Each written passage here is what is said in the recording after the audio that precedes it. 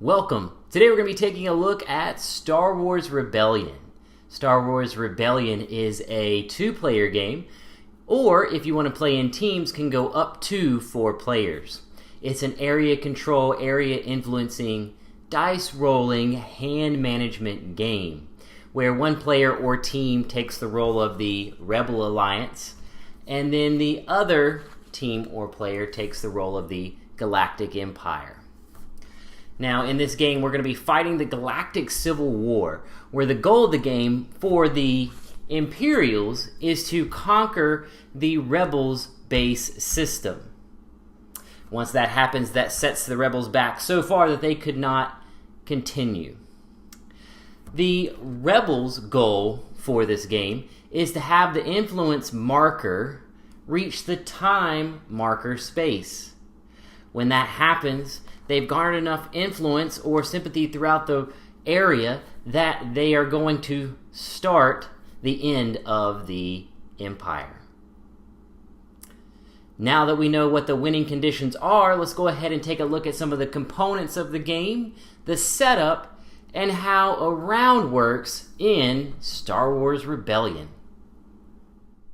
The components for Star Wars Rebellion start with the game board, and then the 2 faction boards, one for the Galactic Empire, one for the Rebellion. And then you have matching miniatures. So the dark gray go to the Galactic Empire, and the light gray go to the Rebellion. And then we have leaders. These leader tiles have a little bit of a matching background at the bottom, as well as the symbol in the center of the tile. So you're going to have the Galactic Empire symbol on the Galactic Empire leaders and the Rebel symbol on the Rebel leaders. There should be 12 of the Galactic and 13 of the Rebel. Now we're going to go ahead and take a look at some of the cards in Star Wars Rebellion. So the first is the objective card. The objective cards have this red circle on the back that lets you know the level of the objective, and they are only for the Rebel players. Next is the mission card, in which case both the Rebel and the Imperial players will have their own deck that match their faction board. Then we have the action deck. There again, each player would have their own deck. And then we have tactic cards, one for the space and the other for the ground attacks. And then we have the probe deck, which lets the Imperial player know which places are not the Rebel base. Lastly, we have the attachment rings, which can be placed onto leaders. We have the dice that will be rolled for missions and for combat. We have loyalty markers, which the Rebel have their own and the Imperial have theirs, as well as the Imperial player has subjugation markers, which are on the back of the loyalty markers. And then we have the reputation marker, which goes on the left side of the board, along with the time marker that also goes on the left side of the board. And we have the destroyed planet tiles, which would go onto the board if a planet was destroyed. Now let's go ahead and take a look at the game setup for Star Wars Rebellion. To set up a game, you first choose a faction and take the components for that faction. So if you're choosing the Galactic Empire, you would take the faction board, the mission deck, action deck, leaders, and tokens that go with that faction. Then you're going to place your starting leaders in your leader pool. These are the leaders that do not have a recruit icon on their tiles. Then you're going to prepare the game board and the time track So placing the board between the two players and then putting your time track at 1 and then your rebel influence at 14. Then you're going to prepare the objective deck. The objective deck is in the top left corner of the game board. You're going to take each one of the levels, 1, 2, and 3, shuffle them, and then stack them in ascending order. So level 1s would go on top, level 2s would be in the middle, and level 3s would be on the bottom. Then the rebel player will take the top card for their hand. Then we are going to prepare and create our action deck. If this is your first time playing the game, you are only going to use the action cards that have the recruit icon on the card. And then we're going to shuffle our tactic decks and then place our markers and dice so that everyone can reach them. Then we are ready to separate and shuffle our mission cards. The mission cards are going to be separated for starting missions, and then if you're the Imperial player, you'll also separate your projects. The projects will go on the bottom left of the board, and they will be identified by the star in the bottom right corner of the card. The starting missions for both the Imperial and the Rebel player will have an arrow on the bottom middle of the card. The starting missions will be set aside to start the game, and then the regular missions that are left after you separate your missions will be shuffled and placed to the left of the faction board.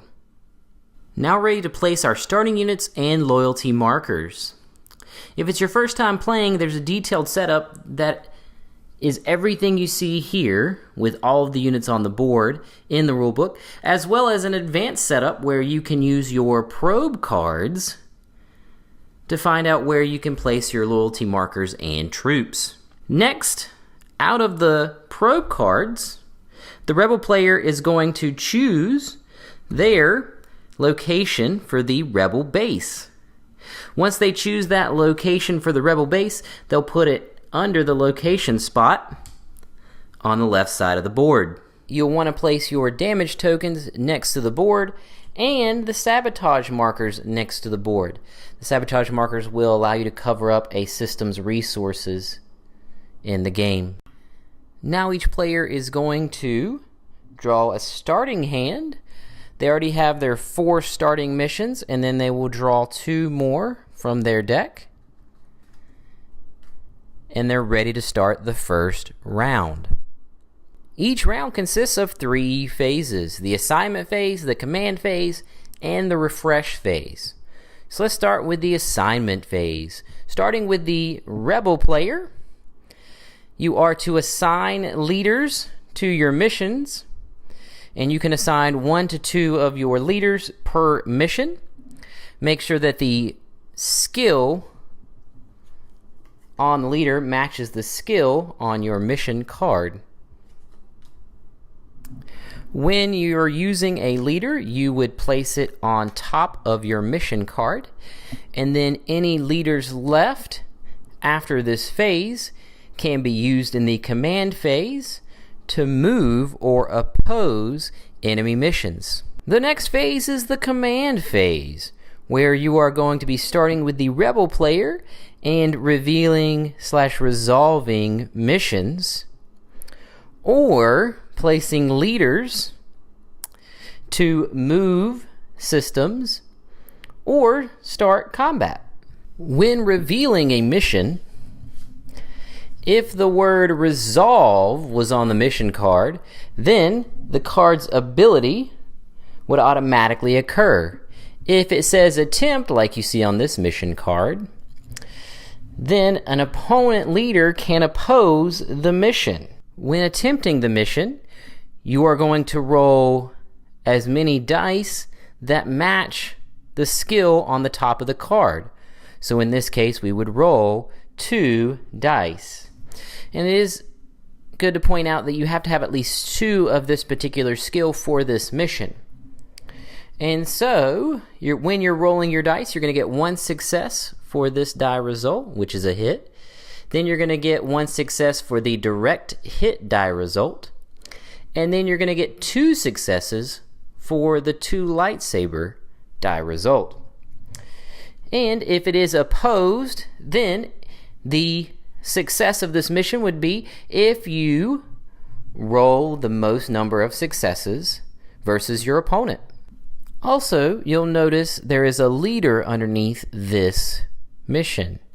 If you were using that leader, you would automatically have 2 successes towards this mission. Now, if you want to move, you can take one of your leaders and put it on an adjacent system, and then move the ships to that system.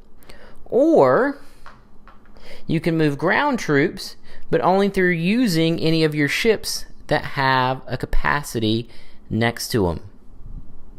So in this case, the Death Star could move a stormtrooper over to this side.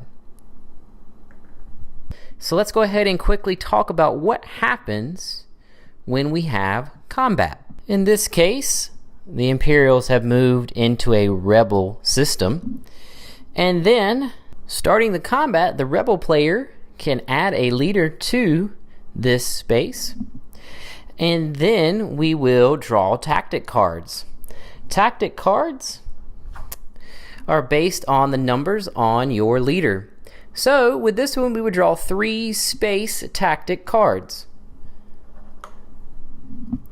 If there were a ground attack, then you would draw 2 because there are 2 in his ground tactic spot. Then we go into the combat round. For the combat round, you go from space battles and then ground battles. And once you finish those 2, you have an option to retreat and then go into the next round of battles. During those battles, you're going to have 5 things that you're going to do. The first is to roll dice. You are going to roll dice based on the ships and troops that you have in that battle. So if we were doing a space battle with the Imperials and they just had 1 TIE fighter, you would roll 1 of the black dice. Then you would go into the combat actions.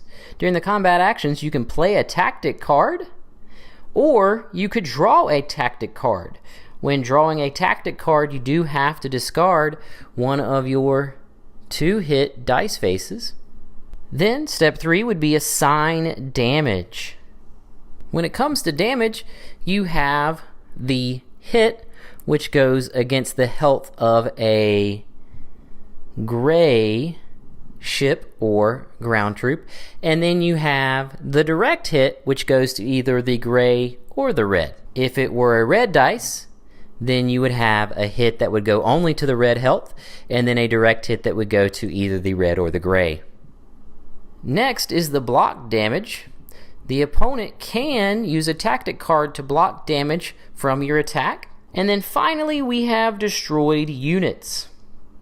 If a unit has damage assigned to it equal to or exceeding its health, it is destroyed. If the ship or the figure is not destroyed, then you would place the damage token under that figure or ship. If a figure or a ship was destroyed before it had a chance to attack, it would get a chance to attack back, and then it would be removed from the game.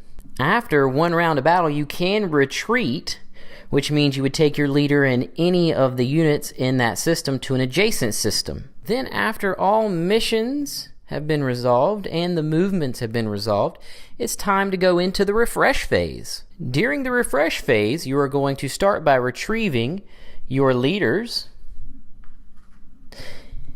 Even if the mission wasn't used, you still retrieve your leaders and put your mission back into your hand.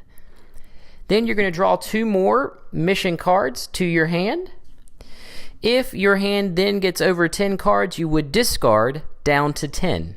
Then the Imperial player draws 2 cards from the probe deck, and keeping them a secret. And then the Rebel player draws 1 of his objective cards. Then we would advance the time marker. And then if the space you advance the time marker to has a recruit icon, Then each player would draw 2 cards from their action deck, choosing 1 to keep. If the space that you move the time marker to had a build icon, each player would place units on the board in their queue on the right side of the board for each of their loyal or subjugated systems.